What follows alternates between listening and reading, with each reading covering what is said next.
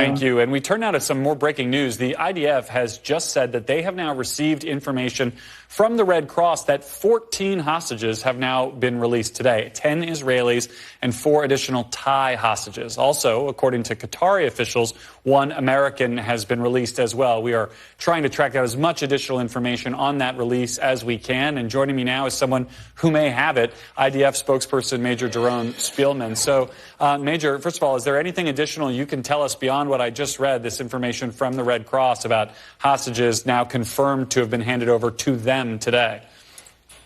Garrett, thank you for having me. You know, the way that we have been dealing with this is uncertainty has followed us through this entire process, as you're reporting, as these families have experienced. Until these people are home in Israel, we don't want to count our chickens until they've hatched. And we're certainly hoping the more people that come home, these families are waiting in hospital wards right now, hoping on pins and needles that these family members are going to come back. We should know in the next few minutes if this is in fact verified and true. Is it, are the numbers that I read, 10 Israelis, 4 Thais, 1 American, consistent with your expectations for what hostages might have been released today? Certainly the 10 Israelis, including, again, according to what I've heard in media reports, one of them being an American, is along with what we've expected. This is, again, this has been the condition that we put forward with regards to extending this truce. So every day we said that we would extend this as long as 10 hostages were leaving Gaza that could come home. We've had a lot of disappointments. We've also had mixed feelings and joy. But like you've reported this entire time, and I've been watching this segment, all these families that have been coming out have such a long road ahead of them, including those that come out tonight. These people don't know that October 7th happened. They don't know the scale. They don't know what they're walking into. They don't know if their family members are alive or dead. They don't understand the whole world is watching them. And so each of these phases, including tonight, is shattering for these families. And that's what we're replaying again and again every night. Obviously, there is no trust here between the IDF, the Israeli government, and Hamas that exists on this issue, except what is able to be built up each time one of these exchanges takes place successfully. Does the fact that you have been able to get these hostages out successfully today, we assume, but certainly in the last couple days, speak to a desire, an ability to extend this truce significantly further, to get more folks out than perhaps you might have even thought possible a few days ago? That is certainly our hope. Our hope is to get as many hostages out. We've placed a 10-day deadline on this format. After a 10-day type of continuation of this, which would leave about another 3 days ahead, it would have to go back to the War Committee. They would have to vote to extend this. So obviously our hope is to bring as many people home as possible. At the same time, I can tell you from within the military, we are totally ready to continue with this operation. If this does not continue, we'll be back on the ground. We've practiced. We're highly, highly ready right now to continue with our goals. And we know what I think the world understands. Hamas would never be releasing these hostages unless they felt they had to, and that is a result of the military campaign.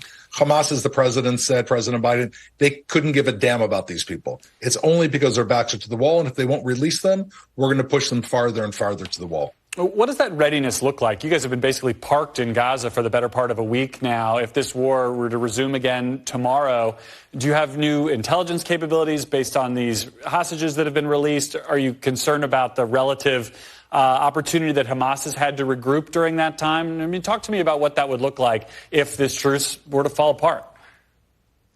We've refreshed our soldiers on the ground. They have operational plans.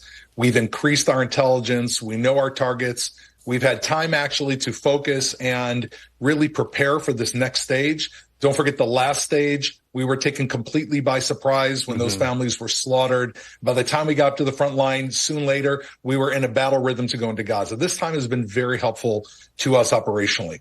I will say, of course, we're concerned about Hamas. And Hamas, by asking us not to fly our drones over Gaza, wasn't so they could, hand out baskets of candy and food.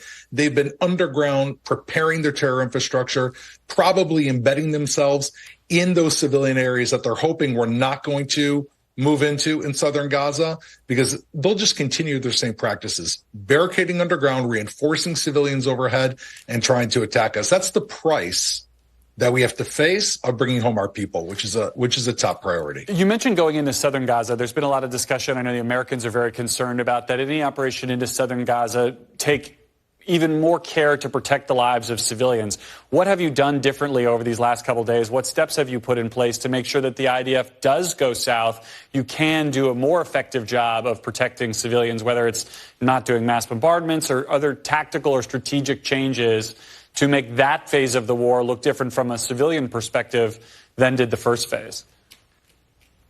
I can tell you, Garrett, that we share the same values as America does. We're not looking for any civilians to die in this war. We never wanted this war to begin. We do everything we can, and we've tried to be, under extremely difficult circumstances, tried to be as precise as possible. Again, I don't know how many armies have ever faced someone like Hamas that is so willing to put civilians in front of every single fighter. Imagine thousands of lone shooters, every single one of them holding a civilian in front of them, shooting back at you.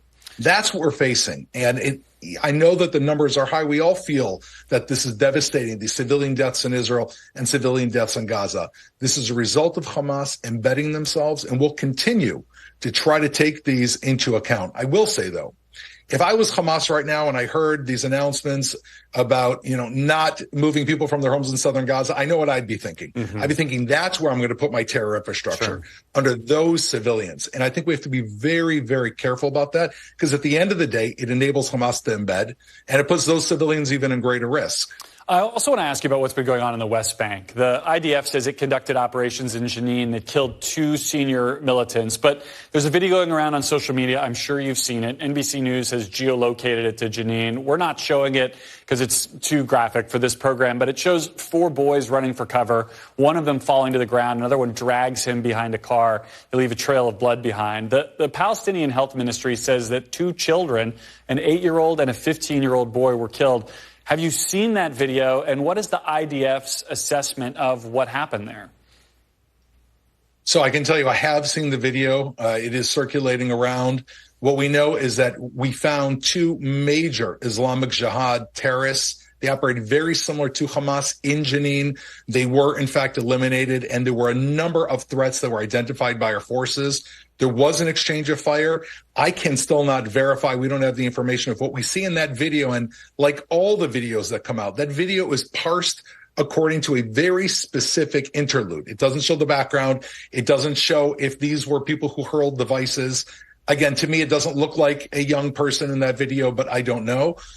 We have to wait. We have to wait till we do our investigation and this comes out. However, I will say the tactics of Islamic Jihad are the same tactics of Hamas. Again, it is operating in areas with civilians. It's the same challenges that we face, and they pose the same threat to Israel like Hamas.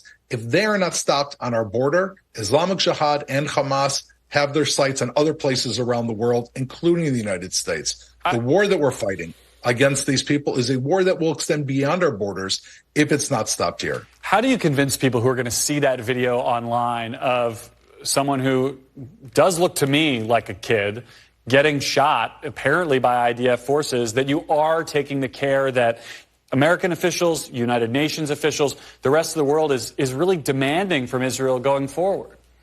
How do you square those things? First of all, I'm not here to convince anybody that the death of a civilian is not tragic, because it is. And all of the civilians that have died throughout this conflict is enormously tragic. What I would say is we have to ask a simple question. Why do we see civilians in every single instance where terrorists are confronting IDF troops? Why? Where do we put the blame here? Are we going to put the blame on Israel for trying to kill a terrorist that threatens our life? For instance, we bring this back to Gaza.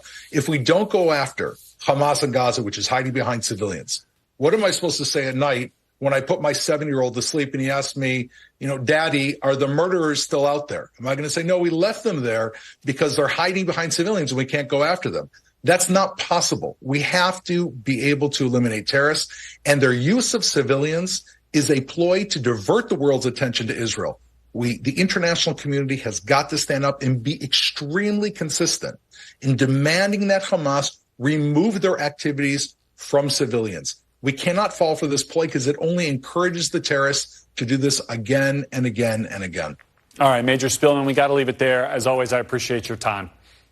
Thank you so much. I want to bring Andrew Mitchell back in.